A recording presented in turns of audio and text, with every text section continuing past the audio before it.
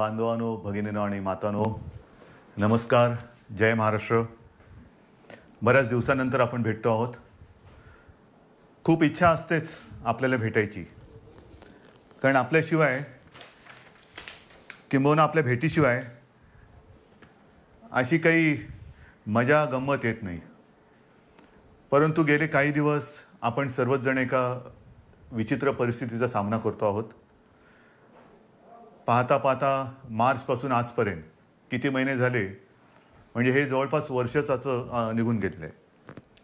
आपल्याशी बोलायला सुरुवात करण्यापूर्वी मी सर्वप्रथम आपल्या महाराष्ट्रातील तमाम नागरिकांना, सर्व धर्मियांना मनापासून धन्यवाद देतोय. कारण हा काळ जो आहे, हा मी सुरुवातीलाही आपल्याला बोललो होतो, सांगितलं होतं, सणासुदीचा आहे, पावसाळ्याचा आहे, सुगीचा म्हणजे शेतीचा हा सगळा काळ आहे. ह्या सगळ्या काळामध्ये गर्दी करणं टाळा, सभा समारंभ उत्सव हे टाळा. आणि मला एका गोष्टीचं समाधान आहे की आपण सर्वच, मग त्याच्यात कोणतेही धर्मीय मागे राहिले नाहीत. गणेशोत्सव अत्यंत साधेपणाने साजरा केला गेला. ज्या काही प्रथा परंपरा उत्सव, मग जैन धर्मीय त्याच्यात आले, मुस्लिम आले, पारसी आले, ख्रिश्चन्स आले, सगळ्यांनी आपापली एक सामाजिक जबाबदारी त्याची जाणीव ठेवून या सर्व सणासुदीच्या दिवसामध्ये संयम पाळला. तुम्हाला खरंच धन्यवाद देतोय. हा संयम पाळत असताना गेले काही दिवस आपण पुनश्च हरिओम म्हणजे मिशन बिगिन अगेन या आपल्या कार्यक्रम म्हणजे पुन्हा आपली आयुष्याची गाडी, जीवनाची गाडी ही पूर्वपदावरती किंवा ट्रॅकवरती आणण्यासाठी प्रयत्न करतो आहोत. कार्यालयातील उपस्थिती वाढवत आहोत. इतर काही गोष्टी, मग त्याच्यामध्ये दुकानं असतील, मॉल्स असतील, हॉटेल्स असतील, ह्या सगळं इंडस्ट्रीज, उद्योगधंदे आहेत, यांच्यामध्ये आपण उपस्थितीला हळूहळू वाढीची परवानगी देतो आहोत. मधल्या काळामध्ये आपण जिल्हांतर्गत वाहतूकसुद्धा सुरू केलेली आहे. एकूणच पूर्णपणे आपण आपल्या आयुष्याची गाडी ही मार्गावरती आणण्याचा प्रयत्न करतो आहे. साहजिकच आहे, ह्या तीन गोष्टी एकत्र आलेल्या आहेत. एक तर आपलं आयुष्य पूर्वपदावरती आणणं, त्याच्यामध्ये सणासुदीचे दिवस, त्याच्यात पावसाळा, जी मला एक थोडी भीती होती आणि आहेच, ती समोर दिसते आहे. कोरोनाचं संकट गेलं तर नाहीच, पण ते वाढत चाललेलं आहे. वाढता वाढे अशी त्याची आजची परिस्थिती आहे. संपूर्ण जगामध्ये जणू काही दुसरी लाट येते की काय, किंवा आले की काय, अशी भीतीदायक चित्र आपल्यासमोर येत आहेत. मुंबईमध्ये सुद्धा गेले महिना 2 महिने आपण 1000च्या आसपास रुग्णसंख्या ही रोखून ठेवली होती, ती आता 2000 वरती गेलेली आहे. पुण्यामध्ये वाढते, सांगली, सातारा, ग्रामीण भागामध्ये आता हातपाय पसरायला लागलेला आहे. राज्यांमध्ये इतर ठिकाणी सुद्धा, म्हणजे इतर राज्यांमध्ये सुद्धा याची वाढ होते आहे. ह्याच दरम्यान आपलं विधानसभेचं अधिवेशन सुद्धा पार पडलं. हे अधिवेशन आपल्याला 2 दिवसात सगळे कामकाज आपल्याला त्याच्यात संपवावं लागलं. मी विधानसभेच्या अधिवेशनामध्ये सुद्धा आणि आत्ता आपल्या साक्षीने सुद्धा सर्व पक्षांना धन्यवाद देतो आहे, कारण अधिवेशन सुद्धा यशस्वी होण्यासाठी सर्वांनी सहकार्य केलं. एकूणच काय की सगळेजण आपापली जबाबदारी ओळखून सामाजिक भान ठेवून वागतायत.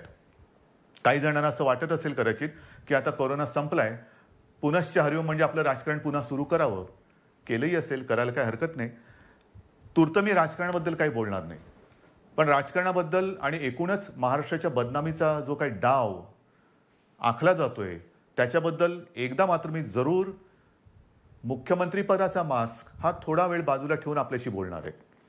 त्यातले सुद्धा धोके आणि एकूण ज्या काही गोष्टी आहेत त्या आपल्यासमोर मी नक्की मांडणार आहे. मी बोलत नाही याचा अर्थ असं नाही की माझ्याकडे उत्तर नाही, पण एक मुख्यमंत्रीपदाच्या खुर्चीवरती बसलेला आहे, त्याला साजेसं काम आपल्याला करावं लागते.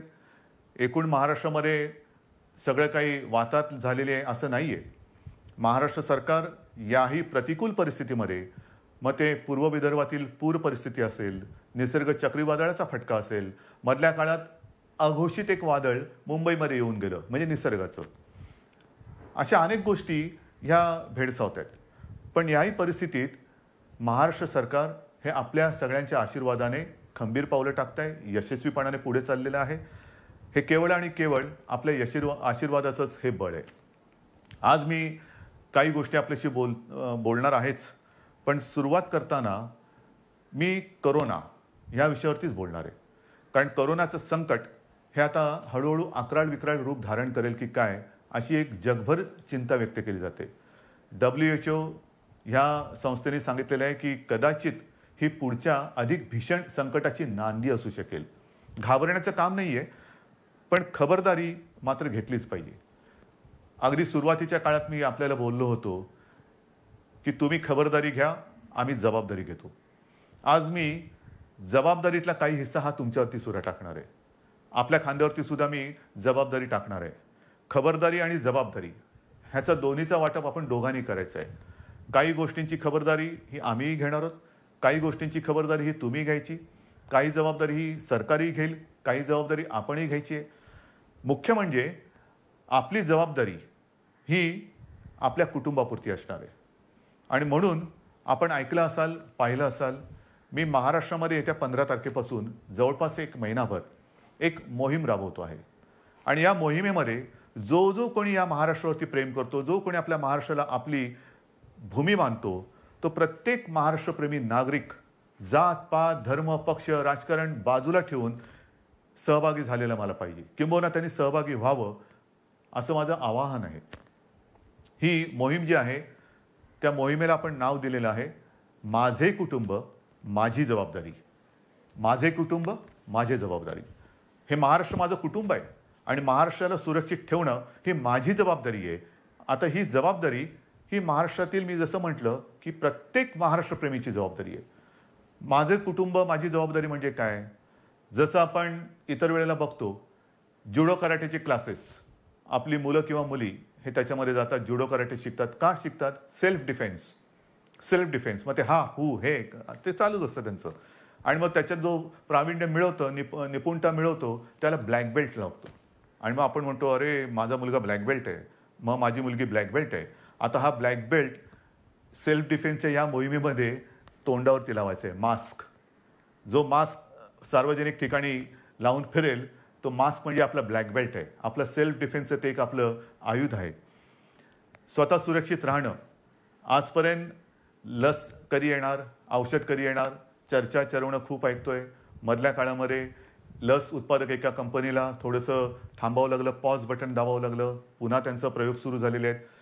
ठीक आहे, साधारणतः डिसेंबर जानेवारीमध्ये ही लस आपल्या हातात येईल अशी एक आशा आहे आणि आपली प्रार्थना आहे. पण तोपर्यंत हे आता जागतिक सत्य आहे की सदा सर्वदा योग तुझा घडावा नाही. म्हणजे बाहेर फिरताना गर्दीच्या ठिकाणी सदा सर्वदा मास्क लावावा. कधीही मास्क काढून गर्दीच्या ठिकाणी फिरू नका. चार चौघामध्ये मास्क लावल्याशिवाय जायचं नाही, गर्दी करायची नाही. म्हणजे पहिली गोष्ट, एक तर आवश्यक नसेल तर घराबाहेर पडू नका. आणि आवश्यकता असेल, कारण आवश्यक तर असतंच, रोजीरोटी कमवायची म्हणजे घराबाहेर पडणं आलंच. मग ते पडताना जिथे जिथे गर्दी होईल तिथे तोंडावरती मास्क लावायचा, एकमेकापासून अंतर ठेवायचं.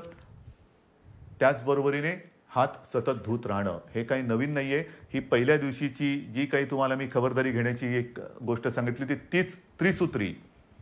ही त्रिसूत्री हीच ह्या विषाणूपासून लांब राहण्याचं एक आयुध आहे. ह्याच्या पलीकडे अजूनही तसं काही आलंय. औषधं येत आहेत, उपचार होत आहेत, आपण सुविधा वाढवतो आहोत, रुग्णशय्या वाढवतो आहोत, जम्बो हॉस्पिटल्स वाढवतो आहोत. ऑक्सिजनची थोडीशी एक कमतरता जाणवते, कारण आपले उद्योगधंदे सुरू झाले, त्यांना सुद्धा ऑक्सिजन लागत आहेत. पण आपण आता ऑक्सिजन ही आपल्या आरोग्य खात्याची प्राथमिकता ठरवलेली आहे. त्याच्यामध्ये 80% ऑक्सिजन हा प्रथम आरोग्यासाठी वापरला जाईल आणि मग आपण उद्योगासाठी देऊ. तर ह्या सगळ्या गोष्टी करतोय. डॉक्टरांचे टास्क फोर्स नेमतोय, कोरोना दक्षता समित्या नेमतो आहेत. परंतु ही जी मोहीम माझे कुटुंब माझी जबाबदारी आपण सुरू करतो आहोत, त्याच्यामध्ये एक दोन गोष्टी महत्त्वाच्या आहेत. एक म्हणजे प्रशासनाकडून माझ्या सूचना अशा आहेत आणि अपेक्षा माझी अशी आहे की अवघड जरी वाटत असलं तरी अशक्य काहीच नसतं. अवघड म्हणजे काय की महाराष्ट्राची लोकसंख्या ही जवळपास 12 कोटी आहे. ह्या 12 कोटी जनतेची आरोग्य तपासणी ही अशक्यप्राय आणि अवघड आहे. 12 कोटी कुटुंब म्हटल्यानंतर किती घरं आली, कुठे कुठे आली, घनदाट लोकवस्ती कुठे आहे, तुरळक लोकवस्ती कुठे आहे. आपला प्रयत्न असा असणार आहे की ह्या महाराष्ट्रातील प्रत्येक घरामध्ये पुढच्या महिनाभरामध्ये किमान 2 वेळा तरी आरोग्याची चौकशी करायला आपली टीम जाईल. त्याच्यामध्ये मला आमदार, खासदार, जिल्हा परिषद सदस्य, सरपंच, नगरसेवक सगळ्यांनाच मी सांगतोय की प्रत्येक जणांनी आपापल्या वॉर्डाची जबाबदारी घ्यावी. आपापल्या वॉर्डामध्ये म्हणजे छोट्या छोट्या विभागात जर का आपण जबाबदारी घेतली तर संपूर्ण महाराष्ट्र हा आपण याच्यामध्ये सहज व्यापून टाकू शकतो. कारण प्रत्येक मतदारसंघाला त्याचा लोकप्रतिनिधी आहे. त्या लोकप्रतिनिधींनी जर का जबाबदारी घेतली की माझ्या विभागाची जबाबदारी मी घेतो, काय टीम नेमायचे, ह्याच्यामध्ये शासनाचे आरोग्य विभागाचे असतील, महसूल यंत्रणेचे असतील, इतर आरोग्य कर्मचारी असतील, सोबत जर का आपल्या पक्षाचे असतील, असू द्या. आरोग्य तपासणी करायची. आरोग्य तपासणी म्हणजे चौकशी करायची. चौकशी म्हणजे कसं आहे की घराघरात जायचं, साधारणतः विचारपूस करायची की आपल्याकडे 50-55च्या वयापेक्षा कोण आहे, अधिक वयाचे कोण आहेत, त्यांचं ऑक्सिजन लेवल काय आहे, त्यांना इतर काही व्याधी आहेत का, काही लक्षणं आहेत का. जर काही व्याधी किंवा लक्षणं असतील तर ती आपल्या शासनाच्या यंत्रणेला लक्षात आणून द्यायचं. मग त्यानुसार पुढील उपचार काय करायचे, कुठे करायचे, ह्याचं मार्गदर्शन आपली मग शासकीय टीम त्यांना करेल. एकूणच काय की आपण मुंबईमध्ये जी यंत्रणा लावलेली आहे, मोहीम राबवतो आहोत, चेस द व्हायरस. म्हणजे व्हायरस पोचायच्या आधी आपण आपल्या नागरिकाकडे, माता भगिनी बांधवांकडे जायचं आणि त्यांना या व्हायरसपासून वाचवायचं. त्यांच्यामध्ये जर का रोगप्रतिकारक शक्ती कमी असेल, इतर काही व्याधी विकार असतील तर त्याच्यावरती इलाज करणं, ऑक्सिजन वाढवणं, ह्या सगळ्या गोष्टी करणं हे माझे कुटुंब, माझी जबाबदारी. ही एक बाब झाली. बाहेर फिरताना सुद्धा जे मी आपल्याला सांगितलं, बाहेर जो कुटुंबातला बाहेर जाऊन येईल त्यांनी, मी तर तुम्हाला काही गोष्टी सांगणारच आहे, मी मुद्दामून कागदावरती घेतलेल्या आहेत. आणि काही गोष्टी ह्या अगदी लहानपणी आपल्याला सांगितल्या गेलेल्या आहेत. मला सुद्धा आठवतंय, माझी आम्ही बाहेरून खेळून आल्यानंतर आम्हाला मुलांना सांगायची, अरे खेळून आलास, चल हातपाय धु, कपडे बदल. आणि मग आमच्या प्रार्थना असायची, परवचा असायची. हे लहानपणीचे संस्कार. आता हेच संस्कार, ह्याच गोष्टी ह्या करोनाने आपल्याला सांगितलेल्या आहेत. बाहेर जाताना, बाहेर पडल्यानंतर सार्वजनिक ठिकाणी मास्क घालणे, बाहेरून गर्दीच्या ठिकाणावरून आल्याबरोबर आपल्यापासून माझं कुटुंब, ती माझी जबाबदारी आहे. मग समजा मला माझ्याकडनं कुठून त्यांना प्रादुर्भाव झाला, संसर्ग झाला, तर कुटुंब धोक्यात येऊ शकतं. आणि म्हणून मी बाहेरून आल्यानंतर पहिले जोडे बाहेर काढा. बाहेर सगळं फिरून आल्यानंतर चपला घालून आत यायचं नाही, बूट दाराशी काढायचे, आत आल्यानंतर हातपाय स्वच्छ धुवायचे, जर वाटलं आपल्याला तर आंघोळ करा, कपडे धुवायला टाका. या साऱ्या गोष्टी आहेत.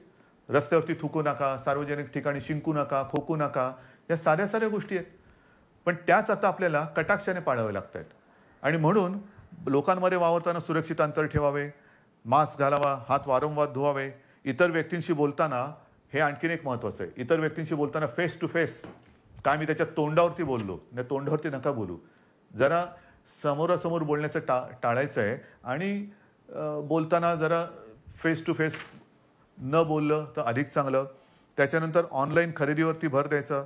जिथे जिथे सुपर मार्केट असतील किंवा काही सार्वजनिक बाजार असतील तिथे गर्दी नसलेल्या वेळी जावे, गर्दी करू नये.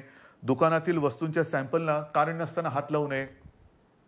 सार्वजनिक वाहनातून म्हणजे जसं शहरांमध्ये आपण आता बसेस सुरू केलेल्या आहेत, लोकलसुद्धा काही वर्गांसाठी सुरू केलेल्या आहेत, आणखीन काही त्याच्यात वाढ करतो आहोत, लोकलची वारंवारता वाढवतो आहोत, आणखीन हळूहळू सगळ्या गोष्टी आपण वाढवत जातो आहोत. पण सार्वजनिक वाहनात असाल तर बोलू नका, शक्यतो कमी बोला. त्याच्यानंतर बैठका, जशा बैठका आता मुख्यमंत्री घरी बसून काम करतात, घराबाहेर पडा. पण त्यांना कल्पना, हे माझ्यावरती जे आरोप करतायत ते जिथे गेलेले नाहीत तिथे दुर्गम भागात मी व्हिडिओच्या माध्यमातून जाऊन येतो, फिरतो, तिथे मी सूचना देतो. जिथे तुम्ही पोहोचू शकत नाहीत, गेलेला नाहीत, तिथे मी जातोय, मी बोलतोय. कसा? या तंत्रज्ञानाच्या माध्यमातून. तर जिथे जिथे आवश्यकता असेल तिकडे किंबहुना जर का आपल्याला बैठका घ्यायच्या असतील तर व्हिडिओ कॉन्फरन्सिंग करा. हे फार महत्त्वाचं आहे.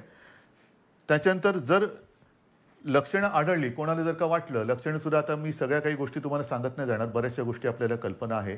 लक्षणं आढळली तर तुम्ही कुठे गेला होतात, साधारणतः कोणाला भेटला होता, त्याची एक माहिती, त्याची एक यादी ही आपल्याला तपासायला आलेल्या आरोग्य अधिकारी किंवा जी शासन यंत्रणा असेल त्याच्याकडे द्या, की जेणेकरून त्यांच्यापासून म्हणजे त्यांच्यावरती आपण इलाज करू शकू आणि त्यांच्यापासून इतरांना होणारा संसर्ग आपण थांबवू शकू. इतरांसमोर जेवताना, कारण आता हळूहळू आपण हॉटेल्स, मोठी जी 5 स्टार असतील, लॉजेस असतील, ह्या काही हॉटेल्सना आपण परवानगी दिलेत, पूर्ण चालवायला दिलेत. त्यांच्यामधले रेस्टॉरंट्सना परवानगी दिली. गेल्या आठवड्यात मला रेस्टॉरंटची काही लोकं भेटून गेलेली जी ह्या हॉटेलच्या बाहेरची आहेत. आमचं काय करणार? जिमची लोकं येऊन भेटून गेली. आमचं काय करणार? सगळ्यांशी मी बोलतोय. त्यांना सुद्धा काही सूचनावली मला द्यायची आहेत. ती पाळा आणि आपण ते ओपन करू. आणि म्हणून इतरांसमवेत जेवताना समोरासमोर बसू नका. महत्त्वाचं काय की समोरासमोर हा जो व्हायरस येणं जाणं करू शकतो, त्याच्यात आपल्याला त्याचा मार्ग हा बदलून टाकायचा. म्हणजे समोरासमोर नसेल, बाजूला असेल, तर तो जर का दुर्दैवाने कोण त्याच्यात संसर्गजन्य असेल, झालेला असेल, संसर्ग झालेला असेल, संसर्ग बाधित, तर त्याच्यापासून दुसऱ्याला संसर्ग होणार नाही. जेवणातील पदार्थ इतरांना वाटताना मोठ्या बाउल्समध्ये न घेता छोट्या छोट्या वाळ्याच्यात घ्या. हे आहे. नंतर काही ठिकाणी आपण बघतो सार्वजनिक शौचालय असतील, त्याची स्वच्छता आणि निर्जंतुकीकरण तर हे आपण करतोच आहोत, करावं लागतंच आहे, करावं लागणारच आहे. पण घरामध्ये सुद्धा ज्यांच्याकडे आता शहरी भाग आहे, शहरामध्ये पूर्वीच्या शौचालयांची आता कमतरता आहे, ती जात चालली. नवीन ती युरोपियन स्टाईलची आली. त्याच्यात फ्लश करताना त्याचं झाकण बंद करून फ्लश करा, की जेणेकरून पुढचं सांगण्याची गरज नाही. नंतर जर भेटायचं असलं तर बंद जागेत भेटायचं टाळायचं. उघडं पाहिजे. मी मागेही आपल्याला सांगितलं होतं की एअर कंडिशनचा वापर करण्यापेक्षा खिडक्या, चला हवा येऊ द्या, हवा खेळती राहिली पाहिजे, हवेचं येणं जाणं चाललं पाहिजे. आणि अडचणीच्या जागी, अपुऱ्या जागी जास्त वेळ थांबू नका. अशा या काही गोष्टी आहेत, ह्या मी तुम्हाला ह्या मोहिमेच्या माध्यमातून सांगणार आहे. ही मोहीम आपल्याला राबवायची. ह्याच्यात मला जनतेचा सहभाग पाहिजे. लहान मुलं, तुमच्या काही सूचना असतील त्या द्या, चित्र काढा. मी जाहिरात संस्थांना बोलवणार आहे, वृत्तपत्र वाहिन्यांना बोलवणार आहे, प्रसार माध्यमांना बोलवणार आहे.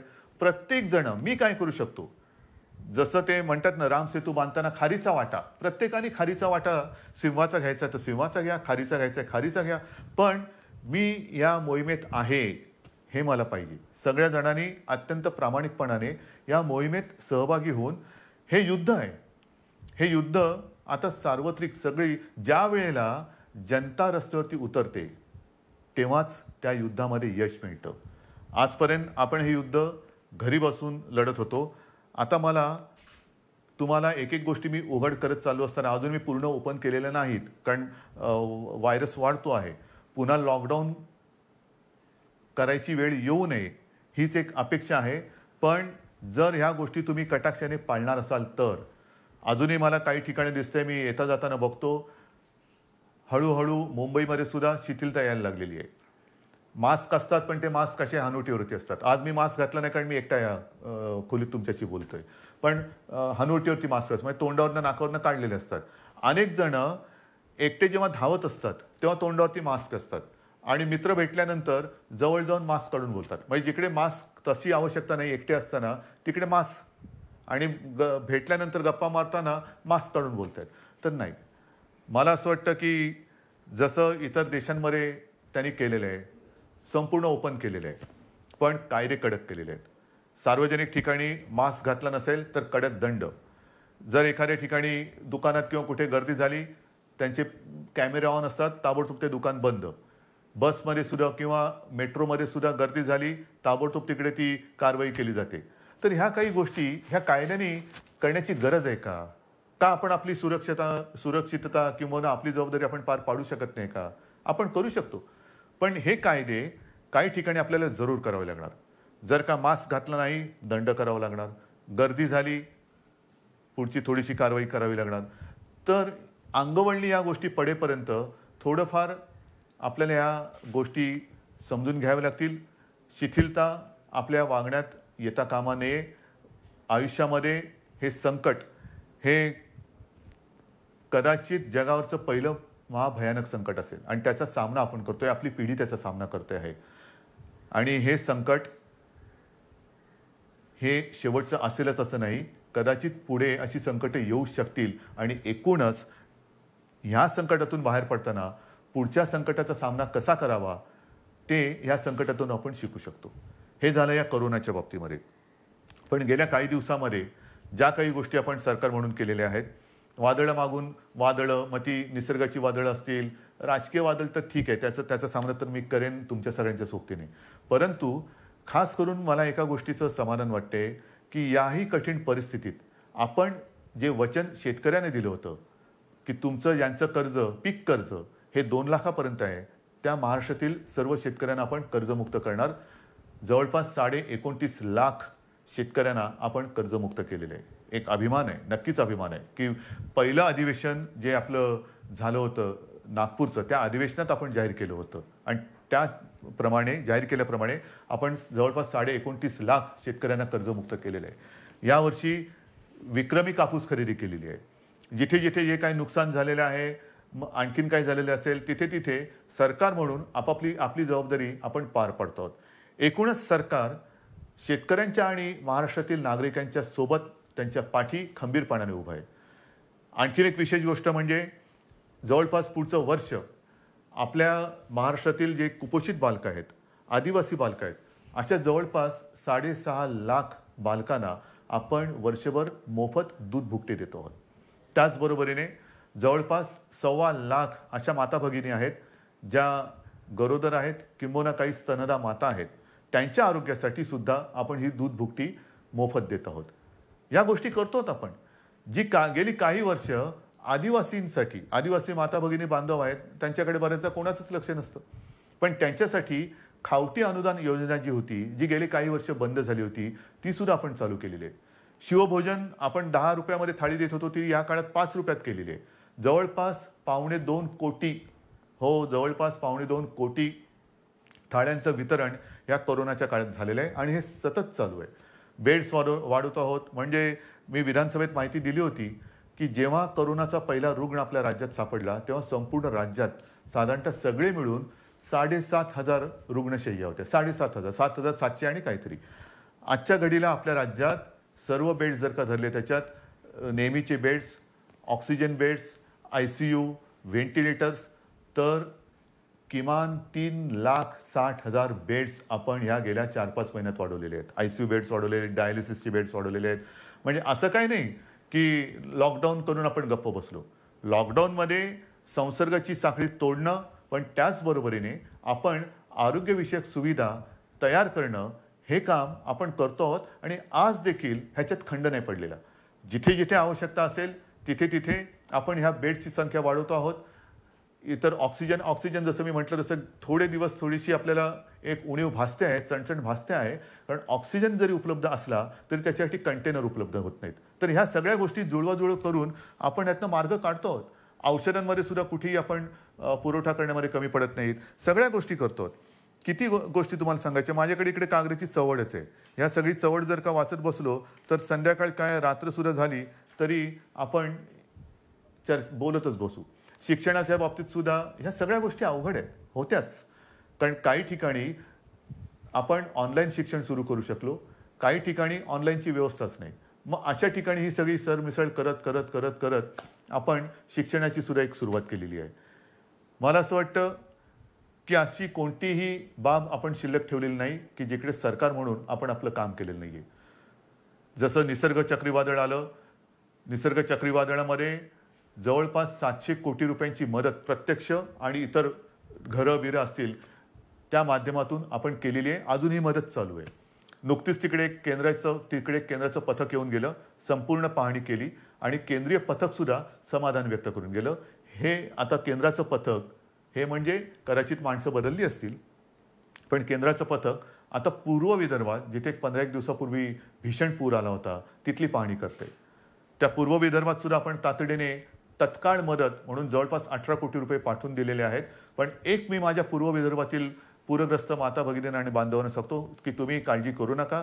ज्याप्रमाणे आपण कोल्हापूर आणि सांगली इथल्या पुरामध्ये जशी गेल्या वर्षी त्याच्या 1-1.5 वर्षात जो पूर आला होता तिथल्या जनतेला मदत केली, तशीच संपूर्णपणे मदत ही महाराष्ट्र सरकार, तुमचं सरकार तुम्हाला केल्याशिवाय राहणार नाही. हे करतो आपण. या सगळ्या गोष्टी कुठेही उणीव न ठेवता आपण पार पाडतो आहोत. अनेक संकट जरी आली तरी सरकार काय गप्प नाही बसलेलं. शेतकऱ्याच्या पाठी ते उभा आहे. याचं कारण का? कारण शेतकरी हा वर्क फ्रॉम होम नाही करू शकत. आपण सगळेजण ऑफिसमध्ये येणारी जाणारी लोक वर्क फ्रॉम होम करतो, पण उद्या शेतकऱ्याने ठरवलं वर्क फ्रॉम होम म्हणजे काय करणार? तर शेतकरी जो आहे त्याच्यासाठी सुद्धा आपण एक नवीन योजना ही आणलेली आहे. जसं मी आता ही मोहीम एक वेगळी तुम्हाला सांगितली कोरोनाच्या बाबतीत, तसंच शेतकऱ्याच्या बाबतीमध्ये. कारण मी काय बघतोय गेले अनेक वर्ष, शेतकरी बिचारा अंधारात उडी मारतो. त्याला कल्पना नाही की उद्या निसर्ग राजा त्याला साथ देईल का प्रकोप दाखवेल, रुसेल का हसेल, त्याला काहीच सांगता येत नाही. तरी देखील तो त्याच्या परीने त्याचं जे काय असतं, घरदार असेल, जमीन असेल, वेळप्रसंगी पत्नीचे दागिने असतील, मग त्याच्या कुटुंबातला त्याचा, मी थांबलो का कारण अनेकांना आश्चर्य वाटेल, कुटुंबातील त्याचा बैल, हो त्याचा तो कुटुंबीय असतो, तो सुद्धा त्याला गहाण टाकावा लागतो. आणि सगळं गहाण टाकून म्हणजे आयुष्यच गहाण टाकतो. आणि त्या आपल्या मातीमध्ये सोयाबीन पिकवेल, तूर पिकवेल, कधी कापूस पिकवेल, हे आपल्या विभागवार ही अशी रचना झालेली आहे. आणि मग आपल्याला अनुभवास काय येतं, जर निसर्गाने साथ दिली, पीक तरारून आलं तर त्याला जास्त झालं म्हणून भाव मिळत नाही. निसर्ग रुसला, पावसाने झोडलं, गारपीट झाली तर उभं पीक म्हणजे सोनं त्याच्या डोळ्या देखत मातीमोल होतं. म्हणजे तरी त्याची पंचायत झाली. डोक्यावरती कर्जाचं ओझं हे वाढतच चालतं. त्या डोंगरातून तो कधी, डोंगराखालून तो कधी बाहेरच येत नाही. आणि म्हणून आपण शेतकऱ्यांसाठी जे पिकेल तेच विकेल, जे विकेल ते पिकेल. आतापर्यंत जे पिकेल ते विकेल असं होतं, पिकणार ते विकणार काय. आता मी उलटं केलं, जे विकेल तेच पिकेल. म्हणजे काय की साधारण कृषी खातं जे आपलं आहे ते एकूण जगभर बघेल, राज्यात बघेल, देशात बघेल की यावर्षी कोणत्या पिकाला बाजारपेठ आहे, कोणतं पीक कुठे विकलं जाईल. कापूससुद्धा किती विकला जाईल, कोणत्या दर्जाचा विकला जाईल, सोयाबीन असेल, तूर असेल, तांदूळ असेल, मका असेल, कोणत्या प्रतीचा, कोणत्या दर्जाचा मका पाहिजे, तूर पाहिजे, सोयाबीन पाहिजे. आणि तसंच बी बियाणं हे शेतकऱ्याला दिलं जाईल.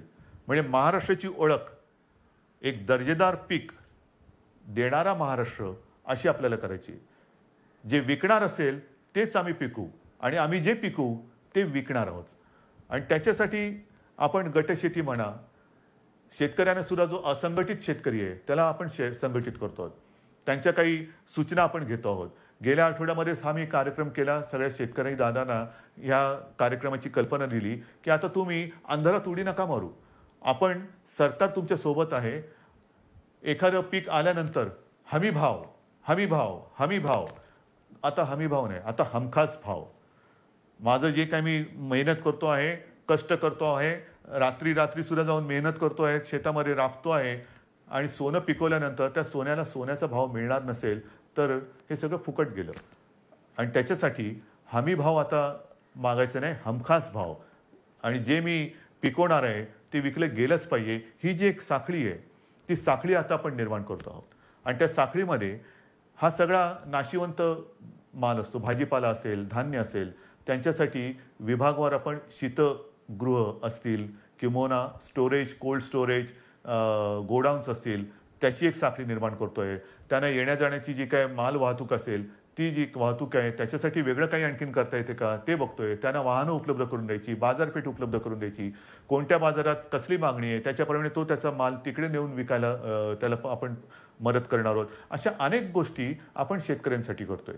आपल्या राज्यातला शेतकरी ह्या कर्जबाजारी यापुढे राहता कामा नये. स्वतःच्या पायावरती अभिमानाने तो बोलला पाहिजे की मी माझ्या महाराष्ट्रातला शेतकरी आहे. आणि ही जी आताची कोरोनाची एक लाट येते, लाटेमागून लाट, ह्याच्यामध्ये असं म्हटलं जातं की अनेक देशांमध्ये भूकबळी जाण्याची शक्यता आहे. भूकबळी म्हणजे त्या देशांमध्ये शेती जिथे होत नाही तिथे त्यांना अन्नधान्य हे बाहेरून आणावं लागतं. हा आपला देश हिंदुस्थान हा तर कृषीप्रधान देश आहे. आणि कृषीप्रधान देशामध्ये महाराष्ट्र हे सगळ्यात प्रगत प्रयोगशील राज्य आहे. महाराष्ट्रामध्ये सतत प्रयोग हे होत राहतात. सुधारणा, आधुनिकीकरण हे हा महाराष्ट्राचा स्थायी भाव आहे. आणि म्हणून मला शेतीमध्ये सुद्धा ही आगळी वेगळी क्रांती करायची आहे तुमच्या साहाय्याने. हे सगळं झालं, आत्तापर्यंत तुमच्याशी मी बोललो. त्याच्यानंतर जे मी तुम्हाला सांगितलं की एका मागोमाग एक विषय येत आहेत. गेल्या आठवड्यात अचानक असाच विषय समोर आलेला आहे, तो मराठा आरक्षणाचा. मराठा आरक्षण खरं म्हणजे हा विषय अशा पद्धतीने येण्याची काही आवश्यकता नव्हती. आपण महाराष्ट्र राज्याने सर्व पक्षाने, म्हणजे त्याही वेळेला सत्तेमध्ये शिवसेना होतीच, भारतीय जनता पक्षासोबत होती, राष्ट्रवादी आणि काँग्रेस विरोधात होते, तरी देखील चारही महत्त्वाच्या पक्षांनीच नव्हे तर विधिमंडळातील सर्व पक्षांनी एकमताने मराठा समाजाच्या न्याय हक्काचा हा जो काही लढा होता त्याला न्याय देण्यासाठी मराठा आरक्षणाचा निर्णय घेतला. सर्व पक्षांनी घेतला. एक मताने घेतला, बहुमताने घेतला नाही, एक मताने घेतला आणि आपण तो मंजूर केला. त्याला इकडे उच्च न्यायालयात आव्हान दिलं गेलं, ते आपण जिंकलो. त्याच्यानंतर सर्वोच्च न्यायालयात आव्हान दिलं गेलं, ती लढाई आपण लढतो आहोत.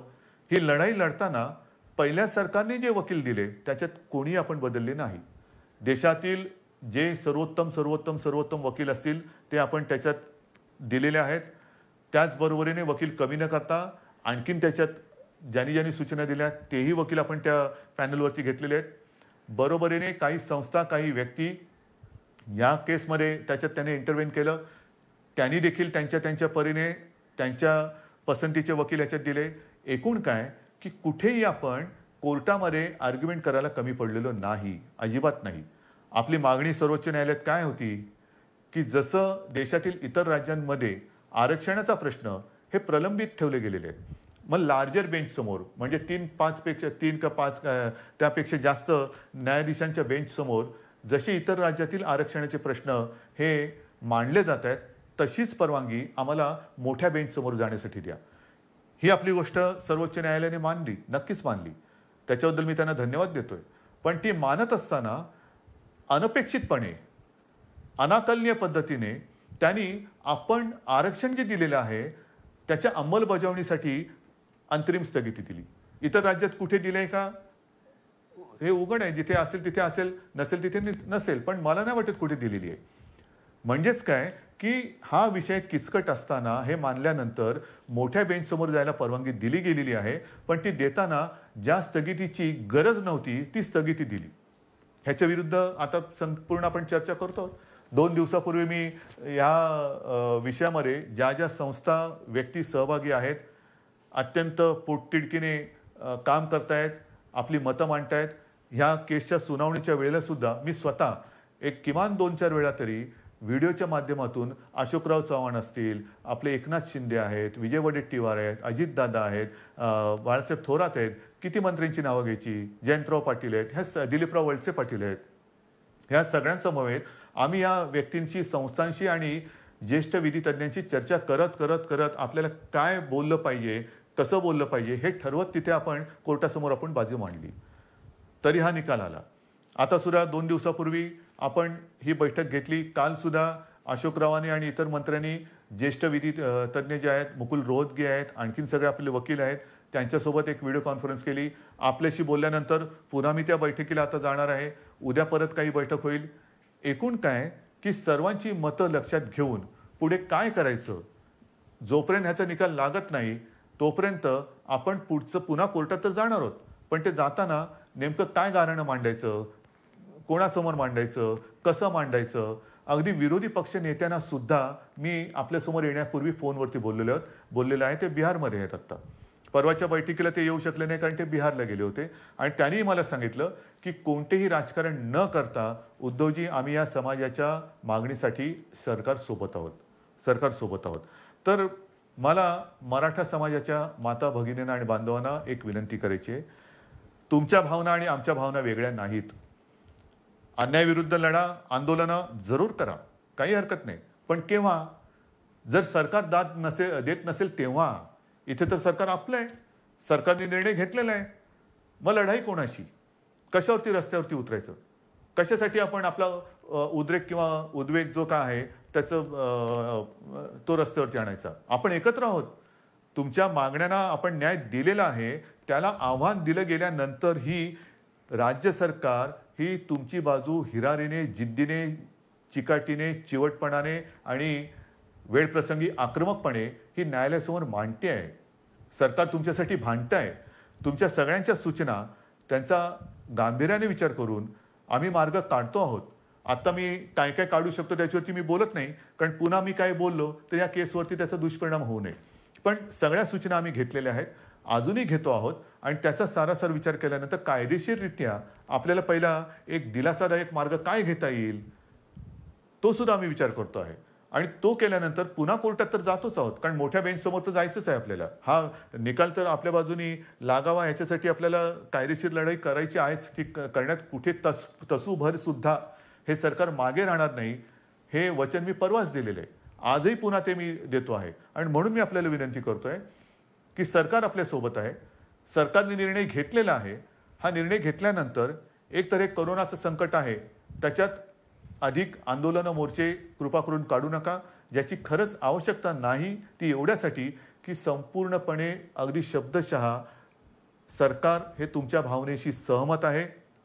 तुम्हाला न्याय मिळवून देणं हे आमचं कर्तव्य आहे. आम्ही वचनबद्ध आहोत आणि म्हणून या परिस्थितीमध्ये आपण एकजुटीने आजपर्यंत जे काही वाटचाल करत आलेलो आहोत, त्या एकजुटीला तडा जाईल असं कृपा करून करू नका.